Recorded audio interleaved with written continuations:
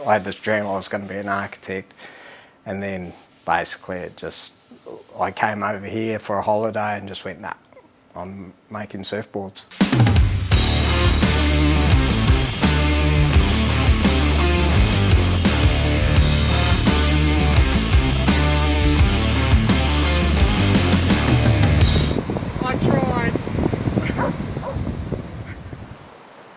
In the South Island there weren't many surfboard shapers and surfboard companies, so I just wanted to have a go. So I got basically taught by two masters of the industry, and so there's Paul Halis. Lucky he took me under his wing, and he showed me all my glassing and everything, and then after sort of meeting AB showed me all the shaping. I look back now and it's just so lucky that I got taught from the best shaper in the world, to me, best shaper in the world, to the best glasser in the world, you know. And just personally too, their sort of work ethic, their community sort of ethic, it was just, yeah, it was gold.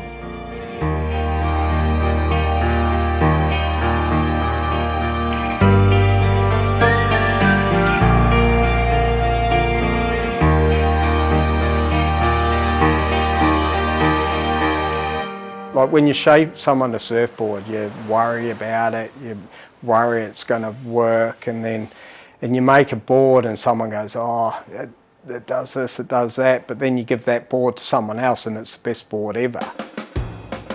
I've sort of learned that everybody's different and you'll never please everybody. To me, the best, most rewarding thing is the guys like out at Tugun, you know, like if you go out at Tugun on a good day, there's Burners beers everywhere, you know, and everybody's smiling, it's a little sort of club, and then there'll be, when it's Kira's pumping, you know, and a guy's getting barreled on an 8.6 channel bottom, you know, everybody's, oh, that board, you know, and to me, everybody's rewarding, you know, from the big Slater, he's loves the channel bottom.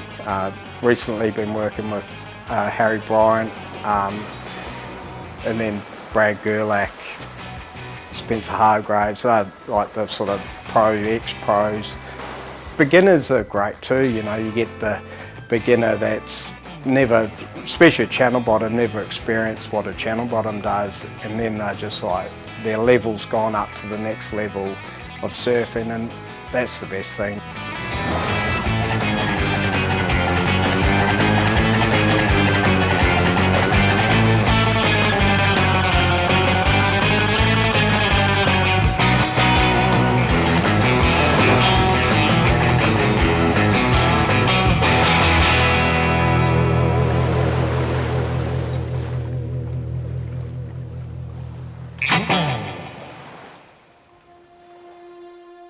Just before AB had died, I was off the industry. I nearly hated making surfboards. Back in 10 years ago, when it was a hard slog, people were undercutting everybody.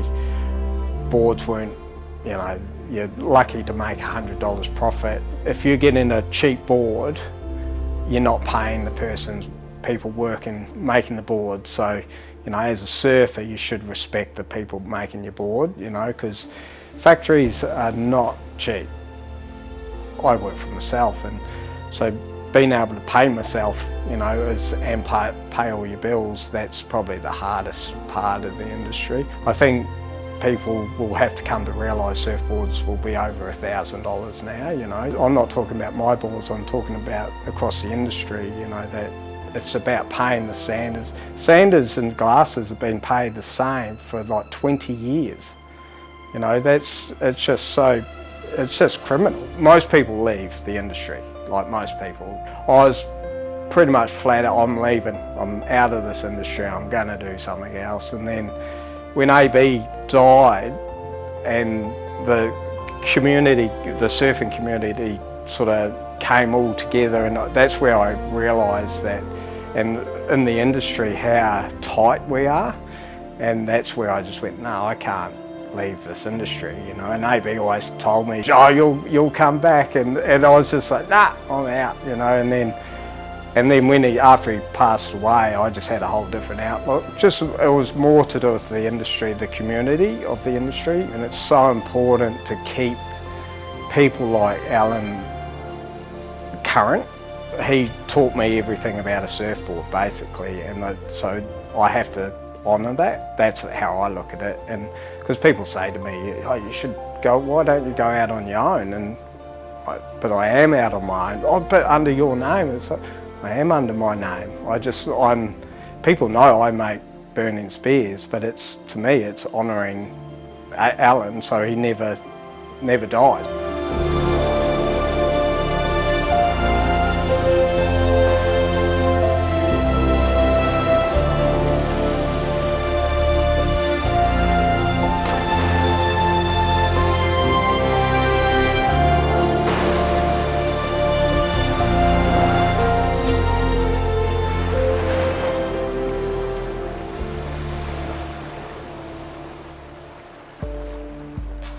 I took over Burning Spears with AB and sort of took over the business side of it as well, and so I had to learn about business, and then I think just succeeding and keeping this business going, making sure all the bills get paid, everybody gets paid, and yeah, I have a life, you know. I think that's the most rewarding thing I think I've got out of this, you know.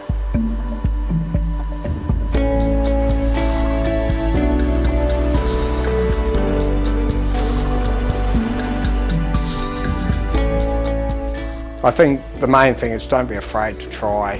One thing I've learnt with friends dying is you're not here long. Definitely give it a go. You know, like I started as a backyard shaper, and it's hard to get into a factory, but if you're making boards, you're showing that you want to work, you know. So if most people, like most factories, are looking for workers now, so if you know if you've shaped and glassed and sanded 10 boards, you've got half an idea.